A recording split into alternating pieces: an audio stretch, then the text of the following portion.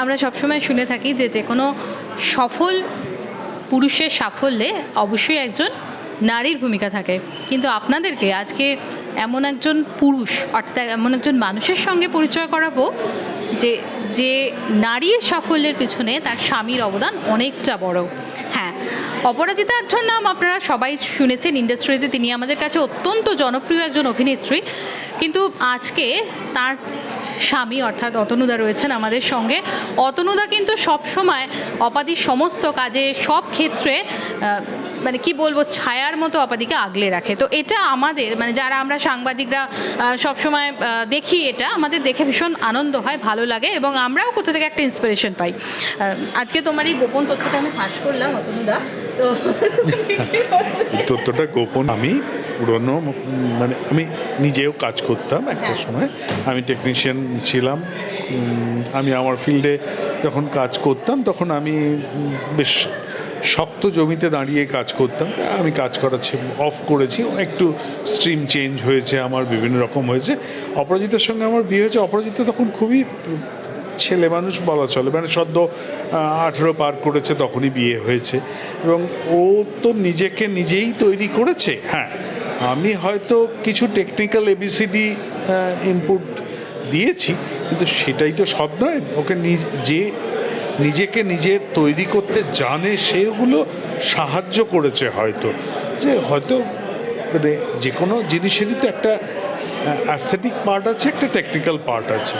তো টেকনিক্যাল আর অ্যাসথেটিক দুটো যেখানে প্রপার ব্লেন্ড হয়, তাহলেই সেখানে মানুষের সব কিছুর দিক থেকে সেটা পরিপূর্ণতা পায়।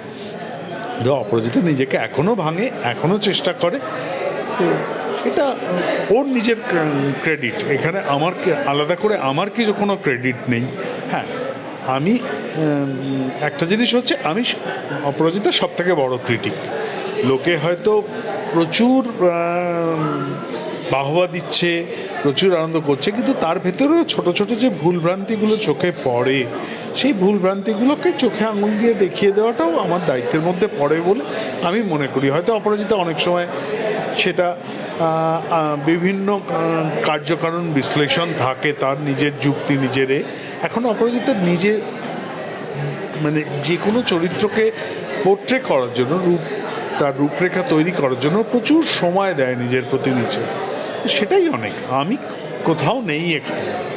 অতনুদা, কোনো একটা ইন্টারভিউতে অপাদি আমাদের বলেছিল যে তোমাদের দাম্পত্য, সুখী দাম্পত্যের পিছনে তোমাদের মধ্যে একটা গাঢ় বন্ধুত্ব রয়েছে এবং সেই বন্ধুত্বটাই হচ্ছে সব থেকে বড় তোমাদের সম্পর্কের কেমিস্ট্রি।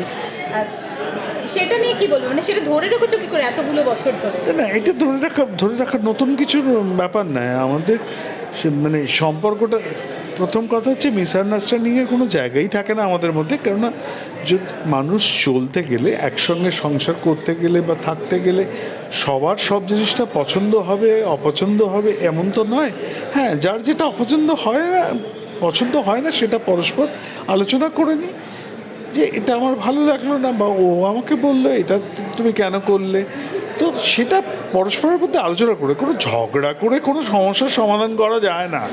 হ্যাঁ, চেঁচামেচি করে সমাধান হয় না, পরস্পরের সাথে কথা বলেই সমস্যার সমাধান করা সম্ভব। তো সেটা খেলার ছলে, হাসির ছলে নিজের ভালো লাগা নিজের খারাপ লাগাগুলো অ্যানালিসিস করলেই সমাধান আছে।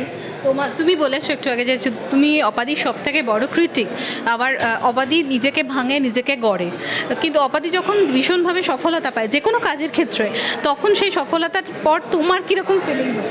অসম্ভব আনন্দ হয়, খুব ভালো লাগে, ন্যাচারালি ভালো লাগে। থাকা, ঘোরা, বেড়ানো এবং বিশেষ করে লক্ষ্মী পুজোতে অপাদি শাশুড়ি মায়ের সঙ্গে, মায়ের সাথে যেভাবে থাকেন বা যেভাবে সবাইকে নিয়ে চলেন, তো এই জায়গাটাই কি অপাদির এই যে এত সুন্দর কাজ এবং সংসার দুটোকে ধরে রাখার জন্য যথেষ্ট কারণ? মানে আমি, আমার কাছে প্রশ্নটা ক্লিয়ার হলো না। অপাদি সবাইকে নিয়ে থাকতে ভালোবাসে, সবাই মিলে একসঙ্গে হইচই করতে ভালোবাসে, পছন্দ করে। অনেস্টলি স্পিকিং, আমরা যদি কোথাও বেড়াতে যাই সেখানেও আমাদের সঙ্গে চারটে লোক বন্ধু যায় বা আত্মীয় যায় বা কেউ না কেউ থাকে সঙ্গে। আমরা মানে একসঙ্গে দলবদ্ধভাবে থাকতেই ভালোবাসি এবং মানে অপরাজিতার ভালো লাগাগুলো সবাইকে নিয়ে, ওরা একা কোনো আলাদা কোনো ভালো লাগা নেই।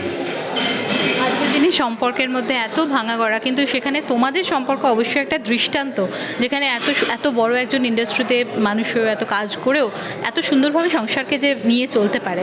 তো কি মনে হয়, মানে এটার জন্য কি মনে হয়, মানে আজকাল মানুষের মধ্যে তো এত ভাঙা গড়া চলছে, তো কোন জায়গাটা একটু রেকটিফাই করলে আমরা সবাই একটু যদি ক্রিটিক হই তোমার কথায়? এটা বলা খুব মুশকিল। এটা তো মানুষের ব্যক্তিগত ব্যাপার। সম্পর্ক তৈরি হয়, সম্পর্ক রাখতে জানতে হয়, সম্পর্কটা ধরে রাখাটা নিজেদের ব্যাপার। এটাকে আলাদা করে তো মানে কোনো টনিক নয়, কোনো মেডিসিন নয় যে আমি এটা খেলে সম্পর্কটা শক্ত থাকবে। তো এটা তো নিজের সম্পর্কের টান যেটা, সেটা যদি শক্ত সুতোয় বাঁধা হয়, সে সম্পর্কই থাকবে। আগামী দিনে অপাধিকার কিভাবে দেখতে চাও? অপাদিকে কীভাবে দেখতে চাই? হাসি খুশি থাকুক, শান্তিতে থাকুক, সবাইকে নিয়ে আনন্দে থাকুক, আর কাজের জায়গা? কাজের জায়গায় আরও নাম করুক। ভালো থাকবেন, আনন্দে থাকবেন।